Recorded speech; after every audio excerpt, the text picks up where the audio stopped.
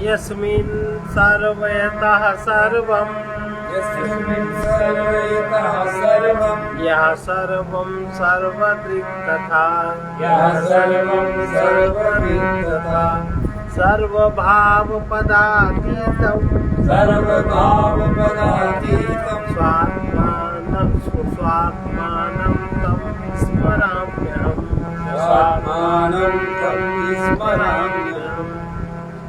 सच्चिदानन्दरूपाय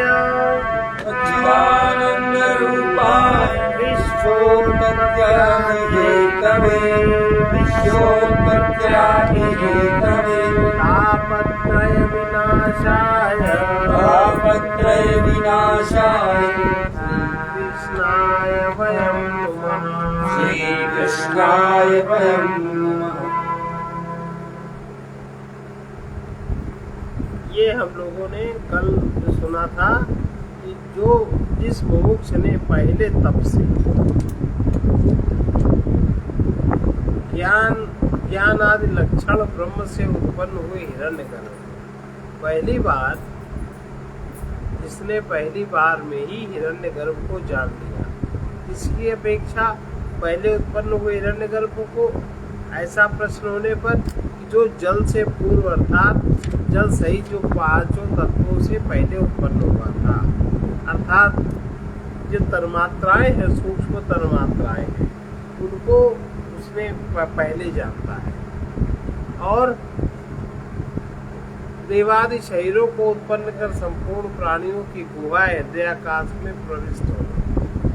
देवताओं के पहले भी जो देवताओं के शरीरों के से जो उत्पन्न हुए संपूर्ण प्राणियों की गुहा, सारे देवताओं के शरीर पहले उत्पन्न हुए और हृदयाकाश में प्रविष्ट हो कार्य कारण भूतों के सहित शब्द आदि विषयों को अनुभव करते जिसने देखा है।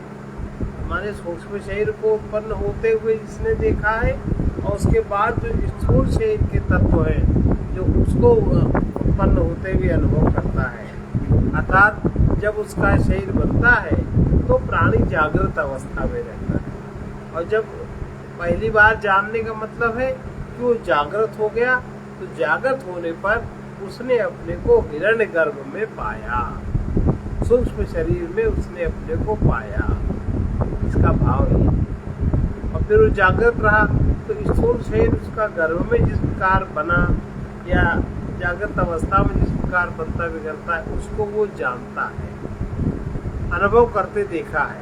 पानी जो यानी जो इस प्रकार देखता है, ऐसा जो जागृत व्यक्ति अणु परमाणु की कला को, अणु परमाणु की वृत्ति को, इसको जो देखता है वही वास्तव में देखता है, ऐसा अनुभव करता है, वही उसे देखता है, क्योंकि यह प्रकृत ब्रह्म है।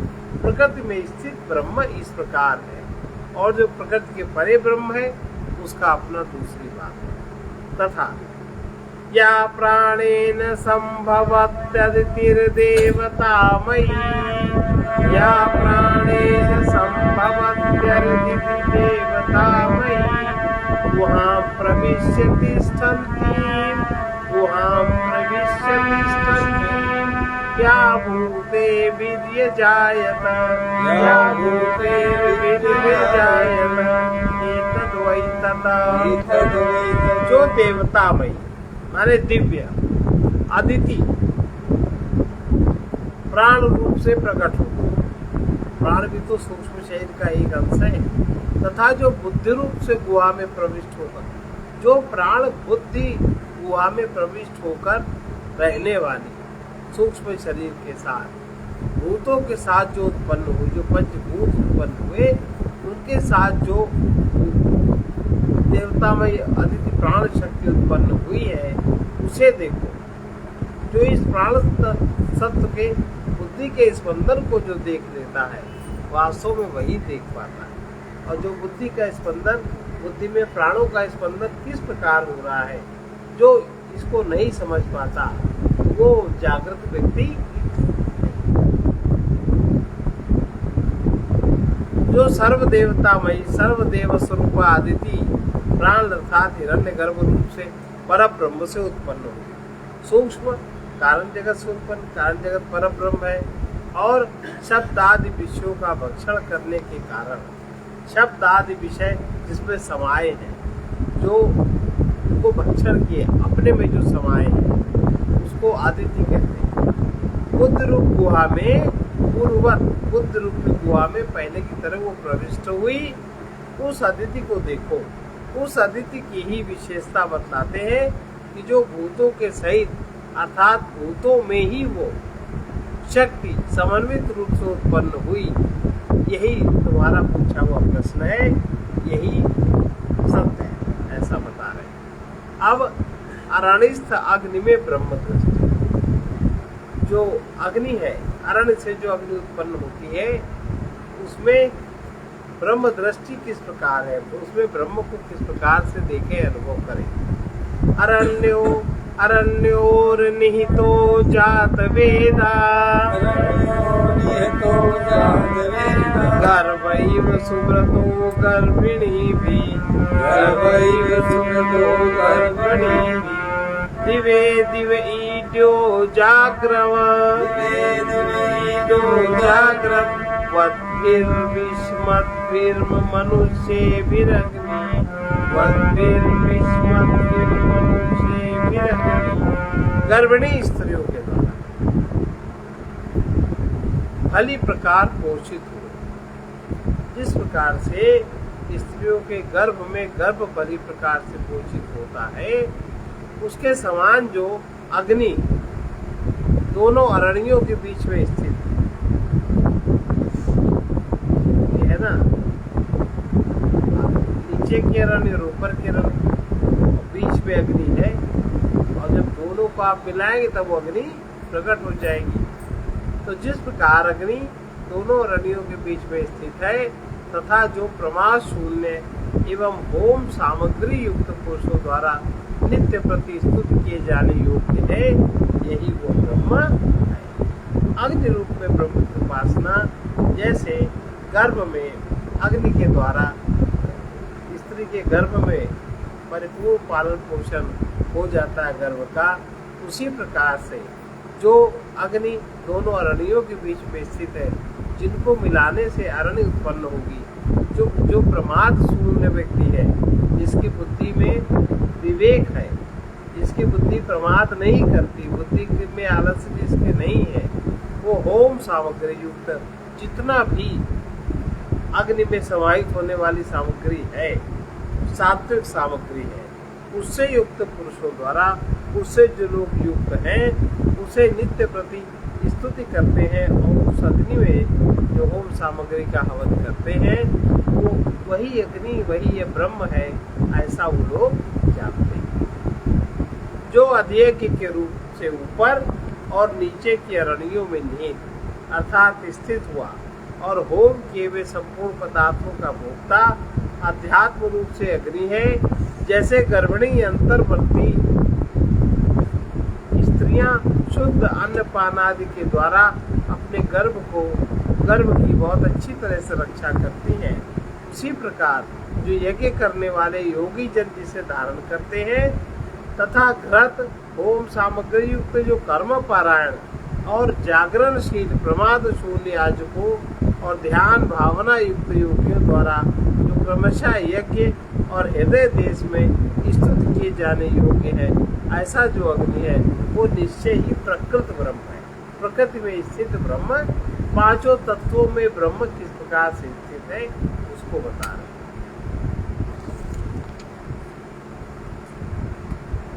प्राण में ब्रह्म दृष्टि, प्राण का स्पंदन जिस प्रकार है उसमें ब्रह्म को किस प्रकार समझे। लेकिन जिसको जो हृदय रूपी गुहा में, बुद्ध रूपी गुहा में जो स्पंदन को समझ लेता है, वो तो पांचों तत्वों में समझता है। वो जब ज्ञान जागृत होता है तो उसके लिए पांचों तत्व सब पोषक हो जाते हैं। वो हवा से भी पांचों तत्व ले सकता है, क्योंकि हवा में भी पांचों तत्व हैं, जल में भी पांचों तत्व हैं, पृथ्वी में भी पांचों तत्व हैं। तो उसका शरीर किसी एक तत्व से भी पोषित हो जाता है। इसीलिए अनुभव किया होगा, जो ज्ञानी लोग हैं, जो इस तरह के लोग हैं, उनका भोजन बहुत कम होता है। ये भी एक पहचान है। बहुत सूक्ष्म भोजन उस शरीर को देते हैं, लेकिन उनका शरीर पूरी तरह हृष्ट-पुष्ट होता है। ये भी एक जागृति का लक्षण। सामान्य व्यक्ति बहुत सारा खाता है और फिर भी उसका शरीर बहुत खाता है, उसका शरीर फिर भी वैसे ही रहता है, पुष्ट नहीं रहता, उसके शरीर में पूरे तत्व नहीं बनते। ये तो ऐसा तो लोक में देखा ही जाता है कि वो खाने के लिए ही जीता। लेकिन जो ज्ञानी जन है, जो इस सब बात जिसके अंदर जागृति आ गई है, वो भोजन बहुत कम करता है और बार बार नहीं करता, इच्छा ही नहीं होती उसकी भोजन करने की। जो इच्छा है स्वाभाविक, वो भोजन करने की इच्छा नहीं रहती।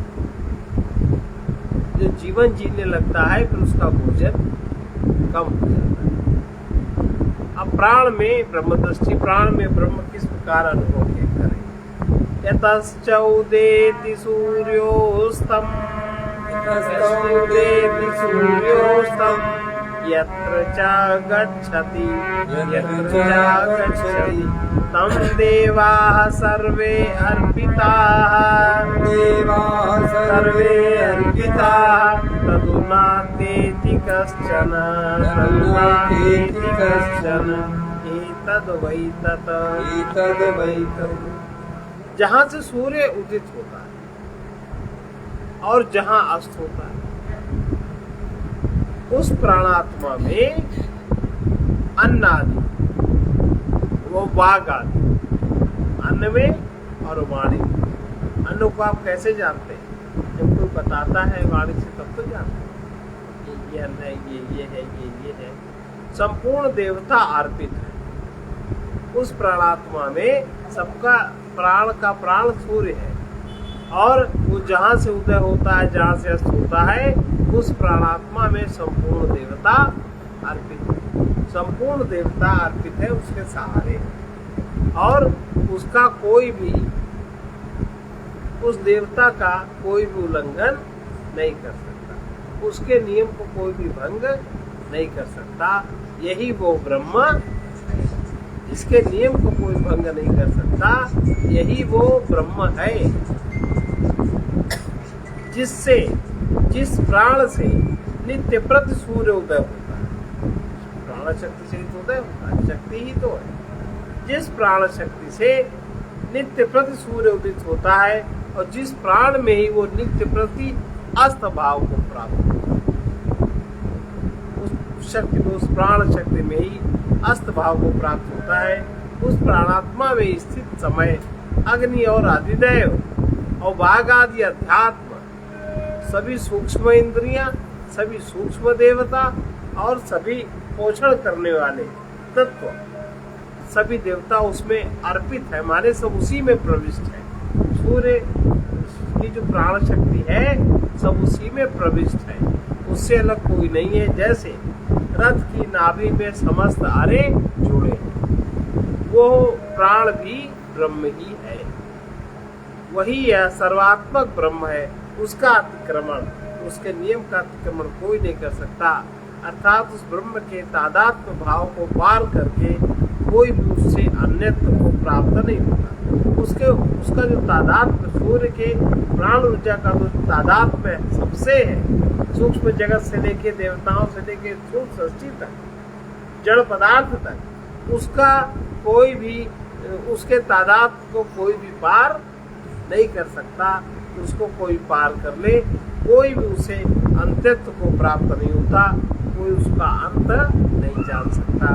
यही वो ब्रह्म है जो ब्रह्मा से लेकर स्थावर पर्यंत संपूर्ण भूतों में वर्तमान है। ब्रह्मा से लेकर स्थावर पर्यंत जो संपूर्ण भूतों में वर्तमान है और भिन्न भिन्न उपाधियों के कारण अब्रह्मवत भाषित होता है। भिन्न भिन्न सबकी अलग अलग उपाधियां हैं और भाषित कैसा होता है कि ये फलानी वस्तु है, ये हमारी है, इसमें कोई ब्रह्म या परमात्मा की कोई सत्ता इसमें नहीं, यही तो भाषित होता है। जैसे समझिए, जैसे धन है, धन का काम क्या है? कोई भी धन को रख नहीं सकता, जो रखता है वो ना समझ है, वो जगत के सर्किल को बंद करता है। आप आपने इधर दिया, इधर वो फैला। जैसे जो प्राचीन काल में जो बड़े बुद्धिमान राजा लोग थे, उनको सुबह दान करने का नियम था, और बिना गिने बिना देखे दान क्यों? ये एक व्यवस्था है कि आपके पास में इतना सारा सामान रखा, आप कहाँ बांटोगे? वो काम आप जो जिनके लिए वो आवश्यक है, आप उनको दे दीजिए। वो उससे अपनी आवश्यकता पूर्ति करेंगे। वो चीज आगे गई, वो आगे गई, और अंत में वो लौट के तो आप ही के पास आनी, वही तो आएगी। 1 रुपया कहाँ से चलता है और अंत में जाता खजाने में है कि नहीं? और उससे सब अपनी अपनी आकांक्षा की पूर्ति करते हैं, और भ्रम ये होता है कि हमारा धन है, हम इसको न दे, हम उसको न दे, ऐसा बना रहे। तो जो जगत के पदार्थों को का स्त्रीकरण करता है, उसकी व्यवस्था से जो नहीं चलाता, तो वो पाप का भागी होता है। और सामान्य रूप से उपाधि के कारण से ब्रह्मा से लेके स्थावर पर्यंत संपूर्ण भूतों में वर्तमान है, और भिन्न भिन्न उपाधियों के कारण वो अब्रह्मवत भाषित होता है, और संसारी जीव पर ब्रह्म से भिन्न है, ऐसे सोचते हैं सब। तो इस वस्तु में हमारा, उस वस्तु में हमारा, इस तरह का भेदभाव जो उत्पन्न होता है, ये ऐसी कहीं किसी व्यक्ति में शंका न हो जाए। उपाधियों के कारण अब्रह्मवत सबको भाषित होता है। हमारा जो वस्तु है, हमारा जो पदार्थ है, वो हमारा ही है।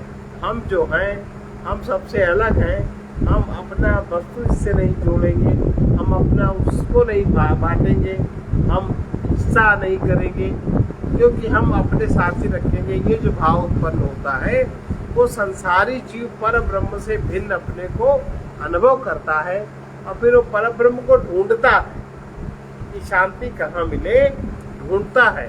ऐसा किसी को शंका न हो जाए, इसलिए यमराज फिर एक बात कहते हैं कि भेद दृष्टि नहीं रखनी चाहिए। भेद दृष्टि की निंदा। अब जैसे एक राजा अपने संग्रहित धन को जो वो ब्राह्मणों में किसी में बांटता था, जिनको आवश्यकता होती थी, तो बांट के उससे कितनों की जरूरत पूरी होती थी। धन का आकार प्रकार बिगड़ता था। वो जैसा का तैसा फिर वही उपस्थित हो गया। ये अभेद। इसी प्रकार से ब्रह्म भी अभेद है, ऐसा जानना चाहिए। अगला मंत्र है भेद दृष्टि की निंदा। यदेवेह तदमूत्र यदमूत्र तदन्विह यदमूत्र तदन्विह मृत्यो समृत्युमाप्नोति या इह नानेव पश्यति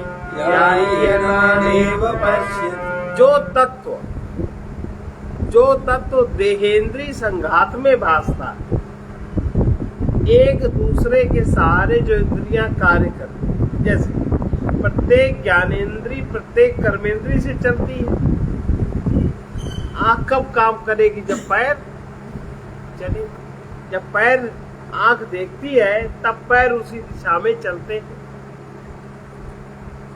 है ना? जब हाथ स्पर्श करता है, तब स्पर्श सुख का अनुभव होता है। जब कान शब्द सुनते हैं, तो वाणी बोलती है। एक दूसरे का जो संघात है, ये तत्व देहेंद्रीय संघात में जो भासता है।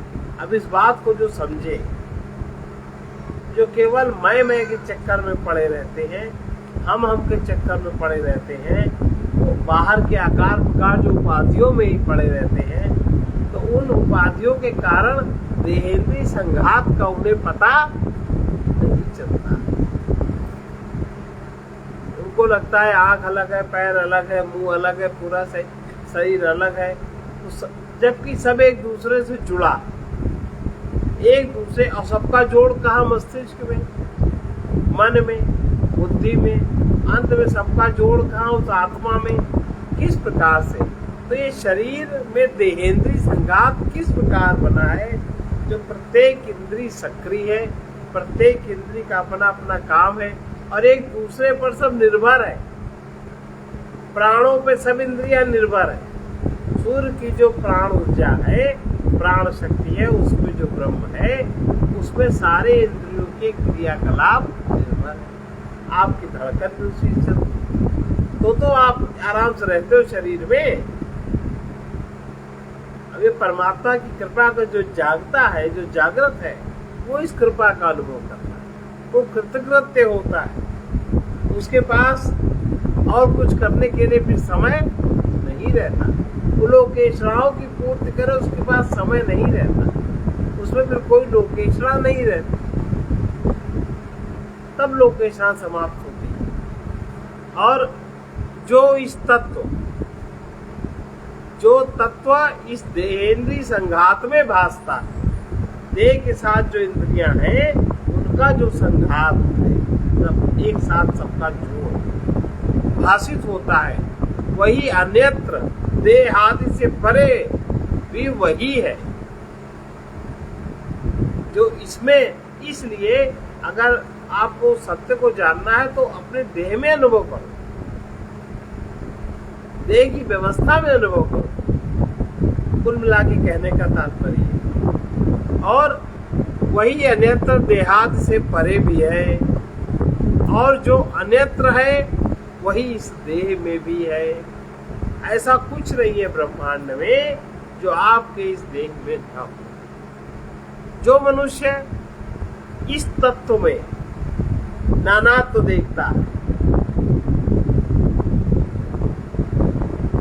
वो मृत्यु से मृत्यु को प्राप्त, मरने के बाद वो पुनः जन्म मरण को प्राप्त होता है।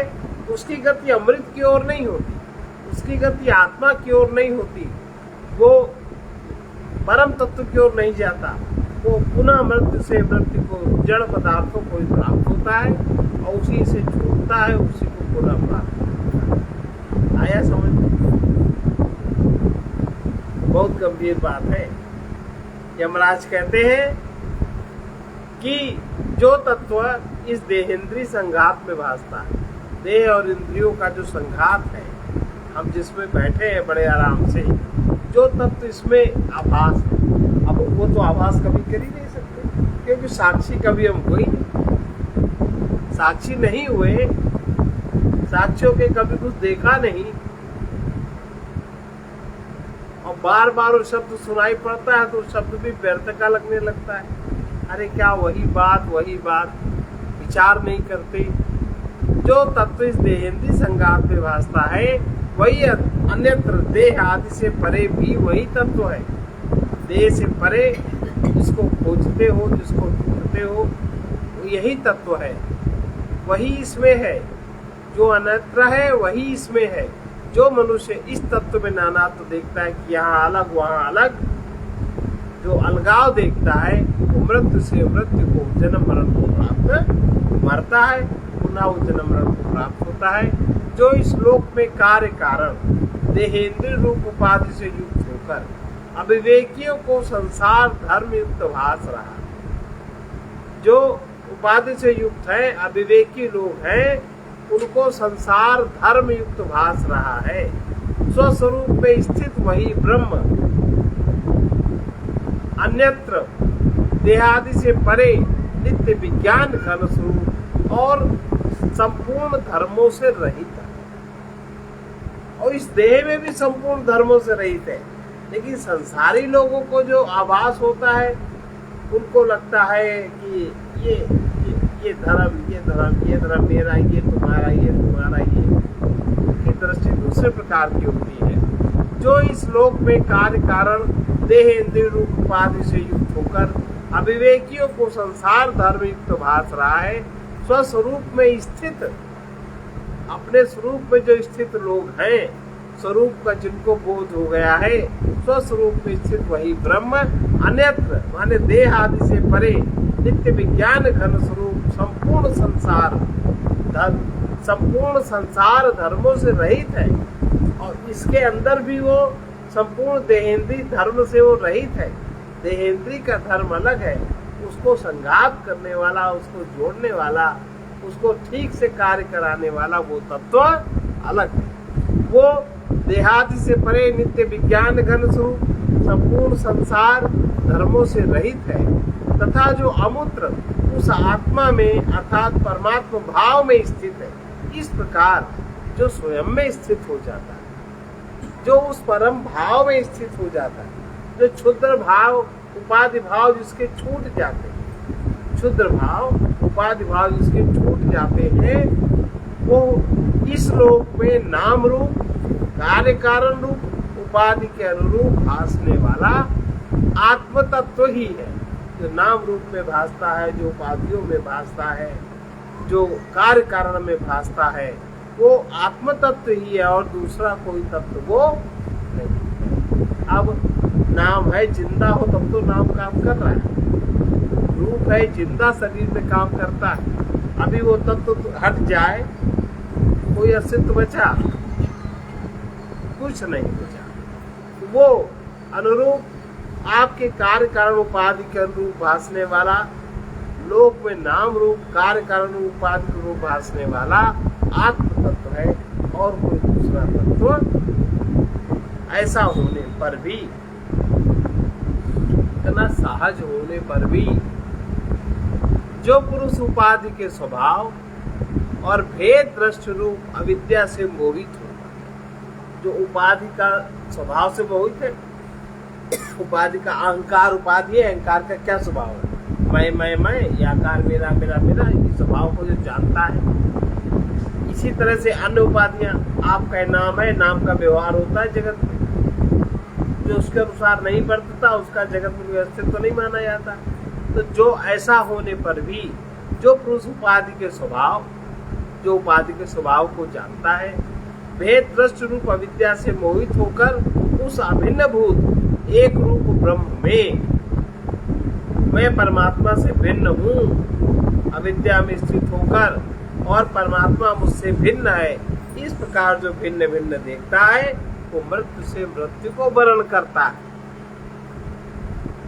उपाधियां इसलिए है कि तत्व है, उपाधियां आपका काम चलाने के लिए है, जगत के बाह्य व्यवस्था के लिए, और अंतर और बाह्य व्यवस्था का जिसमें समन्वय है वो मृत्यु से मृत्यु को अर्थात बार बार जन्म मरण के भाव को प्राप्त होता है। अतः ऐसी दृष्टि नहीं रखनी चाहिए, बल्कि मैं निर्बाध रूप से आकाश के समान परिपूर्ण हूँ और विज्ञान नैक रस स्वरूप हूँ, ब्रह्म हूँ, इस प्रकार उसको देखना चाहिए।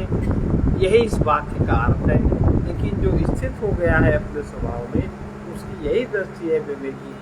जो स्थित नहीं हुआ है, जो पर भाव को जो अलग अलग देखता है, भिन्न भिन्न देखता है, उसकी ये दृष्टि नहीं है, वो मृत्यु से मृत्यु को प्राप्त होता है। एकत्व ज्ञान होने से पहले आचार्य शास्त्र और संस्कार युक्त हो। अब ये एकत्व ज्ञान कैसे उत्पन्न होगा, किस प्रकार से उत्पन्न होगा, उसको कहते हैं। उसके लिए संस्कार बनाना है और शास्त्र के अनुसार आपको अपनी जीवनचर्या बनानी है, तब ये बोध जागृत होगा। देखो क्या लिखा है, मनसैवेदमाप्तव्यम् नेह नास्ति किंचन मृत्योः समृत्युम गच्छति यायनानेव पश्यति। मन से ही ये तत्व प्राप्त करने योग्य है, मन से ही इसको प्राप्त किया जा सकता है। मन जब आपका आपके वश में होगा, मन जब आपका विशुद्ध होगा, मन जब मन होगा, मन में जब अनेक उपाधियां होंगी, तब आप इस तत्व को प्राप्त, जब आप अपने को किसी न किसी नाम रूप में मानते होंगे, तब आप प्राप्त नहीं कर सकते।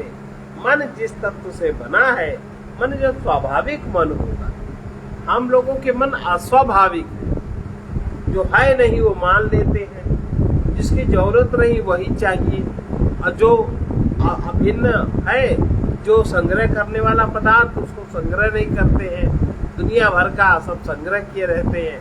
तो हम लोगों का जो तरीका है वो हम लोग मन को कृत्रिम बना देते हैं, हम लोग मन को कृत्रिम बना देते हैं, सहज नहीं रखते। तो ये जो तत्व है मन से ही ये तत्व प्राप्त करने योग्य। जब आपका मन होगा, मन जब आपका शुद्ध सात्विक मन होगा।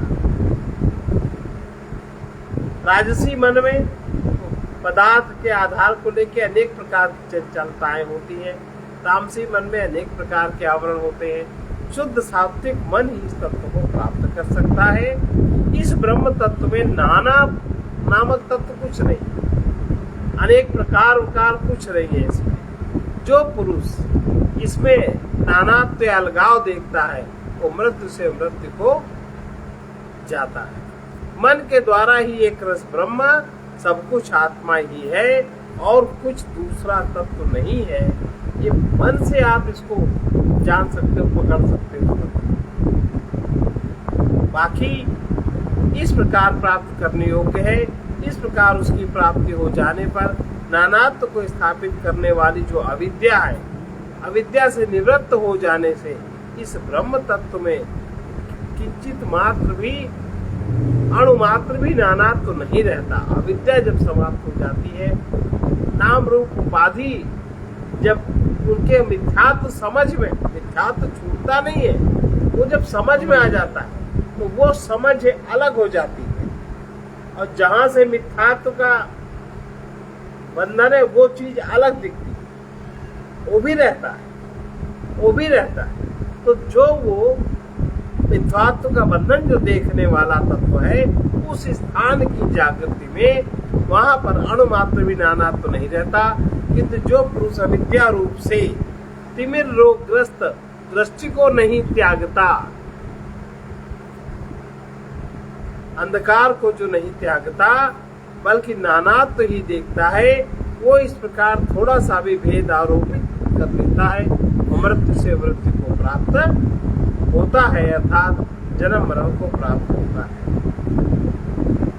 हृदय पुंडरी कस्त ब्रह्म किस प्रकार, शरीर में वो कहाँ और किस प्रकार, फिर भी उस प्रकृत ब्रह्म का ही वर्णन, प्रकृत ब्रह्म का जो प्रकृति में, फिर भी उसका ही वर्णन फिर से कर रहे हैं। यमराज है भाई। अंगुष्ठ मात्र पुरुषो मध्य, अंगुष्ठ मात्र पुरुषो मध्य, आत्मनि तिष्ठति, आत्मनि तिष्ठति, ईशानो भूत भव्यस्य, ईशानो भूत भव्यस्य, न ततो विजुगुप्सति, न ततो विजुगुप्सति। अंगुष्ठ मात्र पुरुषो, अंगुष्ठ मात्र पुरुषो मध्य आत्मनि तिष्ठति, मध्य आत्मनि तिष्ठति, ईशानो भूत भव्यस्य, ईशानो भूत भव्यस्य, न ततो विजुगुप्सते, न ततो विजुगुप्सति। एतद् वै तत्। एतद् वै तत्। जो अंगुष्ठ परिमाण, जो अंगुष्ठ परिमाण, अंगुष्ठ के माप, अंगुष्ठ के माप का पुरुष शरीर के मध्य में स्थित है। अंगुष्ठ परिमाण पुरुष शरीर के मध्य में स्थित है। उसे भूत भविष्य और वर्तमान का शासक जानकर वो उस आत्मा के ज्ञान के कारण अपने शरीर की रक्षा करने की प्रार्थना नहीं करता, तो रक्षित हो ही रहा है। अब प्रार्थना करोगे तो अब रक्षा होगी, और अभी तक कैसे हुआ? कोई बीमारी आई, कोई रोग दोष आया तो प्रार्थना कर रहे हैं तो वो न रहे।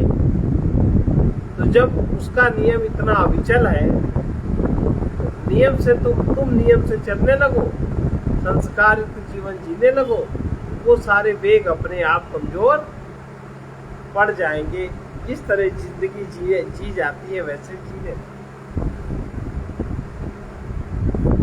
अहिंसा, सत्य, ब्रह्मचर्य, परिग्रह, दैवी संपदा में जीने लगो। जो अंगुष्ठ परिमाण पुरुष शरीर के मध्य में स्थित है, उसे भूत भविष्य वर्तमान का शासक जानकर, वही भूत भविष्य वर्तमान का शासक है, वो उस आत्मा के ज्ञान के कारण, वो जो तत्वविद पुरुष है, आत्मा के ज्ञान के कारण अपने शरीर की रक्षा नहीं चाहता। निश्चय ही वो ब्रह्म तत्व है। उसने ब्रह्म तत्व को जाना। अंगुष्ठ मात्र यानी अंगुष्ठ परिमाण, हृदय कमल अंगुष्ठ के समान परिमाण वाला है। जो हृदय चक्र है उसका अंगुष्ठ प्रमाण परिमाण है, उसके छिद्र में रहने वाला। अंगुष्ठ मात्र नहीं, अंगुष्ठ परिमाण अंगुष्ठ के बराबर जगह है। उसके छिद्र में रहने वाला जो अंतःकरण उपाधि, अंतःकरण की उपाधि से युक्त अंगुष्ठ मात्र अंगूठे के बराबर परिमाण वाले बांस के परों में स्थित आकाश के समान। जैसे आकाश बांस के पर में स्थित होता है, उसके समान अंगुष्ठ मात्र परिमाण वाला पुरुष शरीर के मध्य में स्थित है। उससे सारा शरीर पूर्ण है। आए वो स्थित एक जगह, और उसको आप कहीं भी पहचान सकते हो। सर में चित्रा मार दो, जरा सा लोग चलो, सब जगह वो व्याप्त है, सब जगह वो प्रतिक्रिया करेगा। उससे सारा शरीर पूर्ण है, इसलिए वो पुरुष है। उस भूत भविष्य काल के शासक आत्मा को जानकर ज्ञानी पुरुष अपने को सुरक्षित रखने की इच्छा नहीं करता, क्योंकि वो तो ऑलरेडी सुरक्षित है।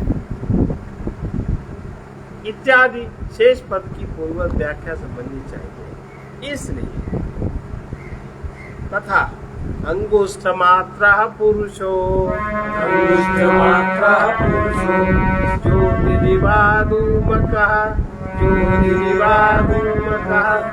ईशानो भूत भव्यस्य, ईशानो भूत भव्यस्य, सैवाद्य सौश्रः,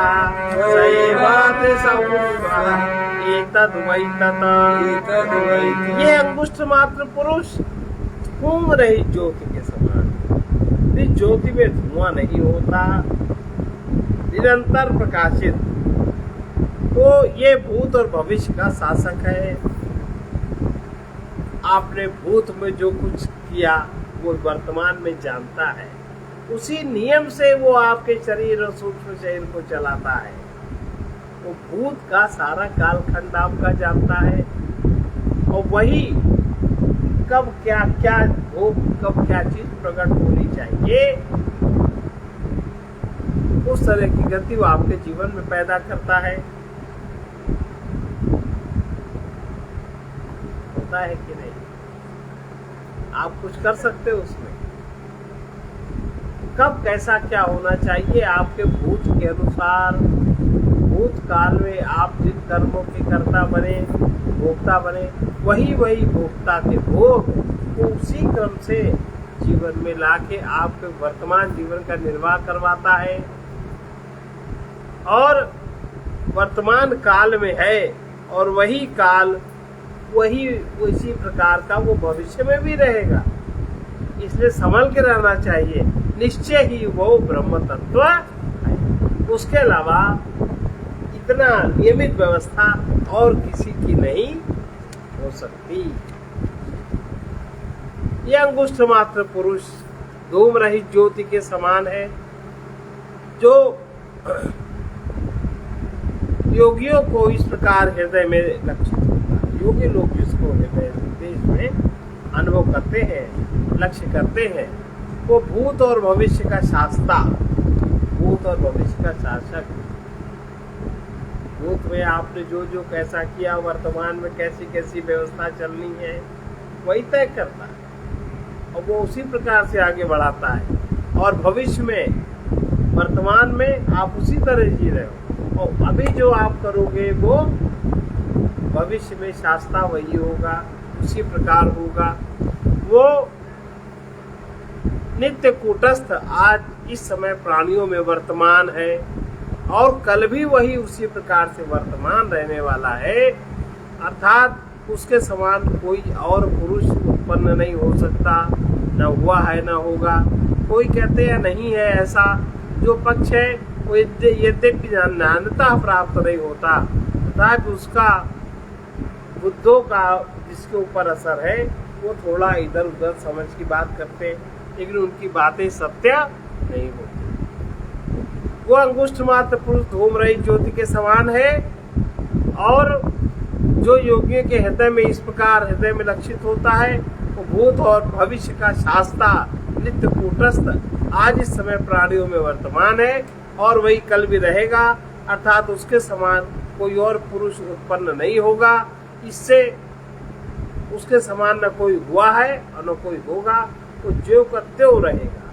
तो ये प्रकृति में स्थित होकर के प्रकृति की व्यवस्था वो इसी प्रकार करता रहेगा। ब्रह्म में जो भेद दृष्टि की जाती है वो नहीं करना चाहिए, अभेदता का कर्तव्य है। अब इसमें कह रहे हैं उसका अपवाद श्रुति फिर भी करती है। जो भेद दृष्टि लोग करते हैं उसका अपवाद श्रुति फिर से करती है। यथोदकम दुर्गे वृष्टम यथोदकम दुर्गे वृष्टम पर्वतेषु विधावती पर्वतेषु विधावती एवं धर्मान् पृथक् पश्यान् तानेवानुविधावती। जिस प्रकार ऊंचे स्थान में वर्षा हुआ जल, ऊपर जो वर्षा का जल होता है पर्वत में पर्वतीय निम्न क्षेत्रों में बह जाता है, बरसता है पर्वत पे, बह कहाँ जाता है नदियों निम्न क्षेत्रों में बह जाता है। उसी प्रकार आत्माओं के आत्माओं को पृथक पृथक देख कर जीव उन्हीं को भिन्नात्व समझता है, ये भिन्नता है, जबकि अंदर से कोई भिन्नता नहीं। जिस प्रकार दुर्गम स्थान अर्थात ऊंचाई पर बरसा हुआ जल पर्वतों के निम्न प्रदेश में फैल कर नष्ट हो जाता है, उसी प्रकार धर्मों अर्थात आत्माओं को पृथक प्रत्येक शरीर में भिन्न भिन्न देखने वाला मनुष्य उन्हीं शरीर भेद का अनुसरण करने वालों की ओर ही जाता है। जो भिन्न देखता है उधर की ओर जाता है, अर्थात बारंबार भिन्न भिन्न शरीर भेद को प्राप्त होता है। जो विद्यावान है, जिसकी उपाधिकृत भेद दृष्टि नष्ट हो गई है और जो एकमात्र विशुद्ध विज्ञान घनैकरस अद्वितीय आत्मा को ही देखने वाला है, वो विज्ञानी मुनि मननशील का आत्मा कैसा होता है उसको बता रहे हैं। जो विज्ञानी है उसकी दृष्टि कैसी है, वो कैसे आत्मा को अनुभव करता है। यथोदकम शुद्धे शुद्धम आसिक्तम तादृदेव भवति आसिक्तम तादृगेव भवति एवं मुनेरभिजानात आत्मा भवति गौतम। जिस प्रकार शुद्ध जल में डाला हुआ शुद्ध जल वैसा हो जाता है, शुद्ध जल में अगर शुद्ध जल मिला दे तो जल बढ़ जाएगा। उसी प्रकार से हे गौतम, विज्ञानी मुनि का भी आत्मा वैसा ही हो जाता है। वो समग्रता को अनुभव करता है, शुद्धता को देखकर समग्रता को अनुभव करता है, शुद्धता को अनुभव करता है। जिस प्रकार शुद्ध स्वच्छ जल में आसिक्त डाला हुआ शुद्ध स्वच्छ जल उसके साथ मिलकर एक रस हो जाता है, उससे विपरीत अवस्था में नहीं रहता। उसी प्रकार हे गौतम, एकत्व को जानने वाला मुनि, जिसको अभेद दृष्टि प्राप्त है, जिसको ज्ञान प्राप्त है, मननशील पुरुष का आत्मा भी वैसा हो जाता है। अतः तात्पर्य है सभी को कुतार्किक की भेद दृष्टि, नास्तिक की कुदृष्टि का परित्याग करके शास्त्रों माताओं पिताओं से अधिक हितैषी इस वेद का उपदेश किए हुए आत्मिक तत्व दर्शन का ही अभिमान रहित होकर आदर करना चाहिए और इधर उधर नहीं देखना चाहिए। इस प्रकार से प्रथम वल्ली का ये दूसरे अध्याय की प्रथम वल्ली समाप्त। अब आगे हम लोग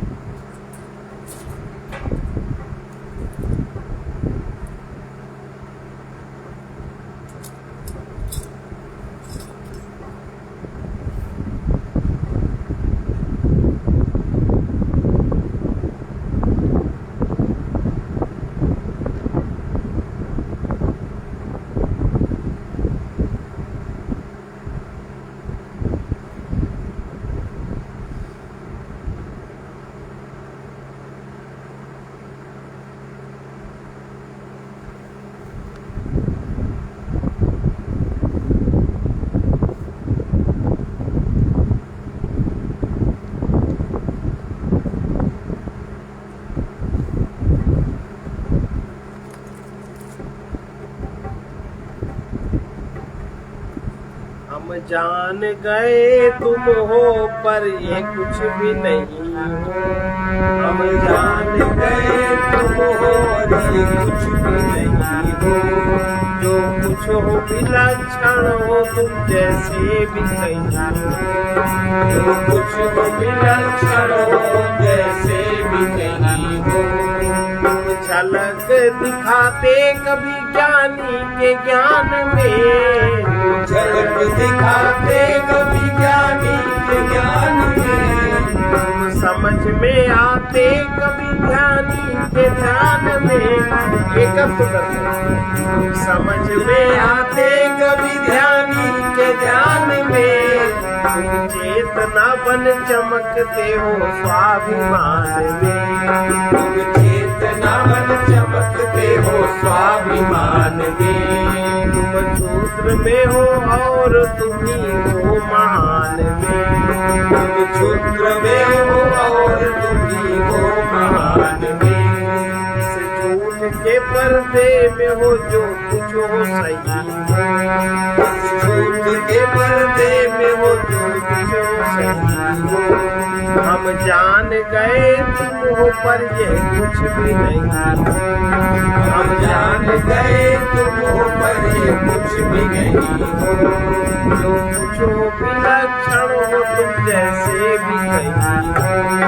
जो कुछ हो विलक्षण हो तुम जैसे भी कहीं हो। इस दर पे आके फिर कहीं जाना नहीं रहे। इस दर पे आके फिर कहीं जाना नहीं रहे। मन के लिए कोई और बहाना नहीं रहे। मन के लिए कोई और बहाना नहीं रहे। माया के लिए मन में ठिकाना नहीं रहे। माया के लिए मन में ठिकाना नहीं रहे। आकर तुम्हें फिर कुछ कहीं पाना नहीं रहे। आकर तुम्हें फिर कुछ कहीं पाना नहीं रहे। मेरी ये चाह है कि तुम्हारी ही चाहिए। मेरी ये चाह है कि तुम्हारी ही चाहिए हो। हम जान गए तुम हो पर ये कुछ भी नहीं हो। हम जान गए तुम हो पर ये कुछ भी नहीं हो। कुछ हो विलक्षण हो तुम जैसे भी कहीं हो। जो कुछ हो विलक्षण हो तुम जैसे भी कहीं हो। तो कभी दूरात दूर मान रहे हम। तो कभी दूराती दूर मान रहे हम। आनंद में चिन्ह मात्र कभी जान रहे हम। आनंद में जिन मात्र कभी जान रहे हम। अपने ही रूप में कहीं पहचान रहे हम। अपने ही रूप में कहीं पहचान रहे हम। संसार में क्या सार है ये छान रहे हम। संसार में क्या सार है ये छान रहे हम। हमसे वो दूर कर दो जो कुछ भूल रही हो।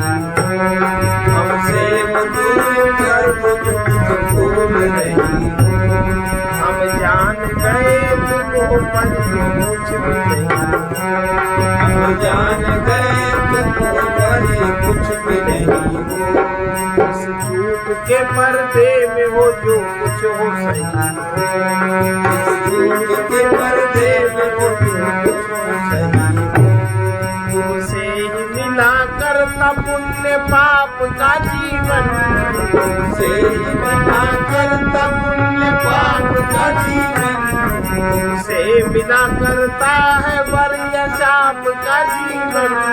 तुमसे मिला करता है वर या शाप का जीवन। तुमसे ही दिखता है शीत ताप का जीवन। तुमसे ही दिखता है शीत ताप का जीवन। तुमसे ही मैं पाता हूँ अपने आप का जीवन। तुमसे ही मैं पाता हूँ अपने आप का जीवन। मुझे पथिक को दिखते नहीं हो फिर भी यही हो। कोई पथिक को दिखते नहीं हो फिर भी यही हम जान गए तुम पर ही कुछ भी नहीं। हम जान गए तुम पर कुछ भी नहीं हो। जो कुछ हो विलक्षण हो तुम जैसे भी नहीं। जो कुछ हो विलक्षण हो तुम जैसे भी नहीं हो। भगवान समाज सेवक को दुखद संसार के रूप में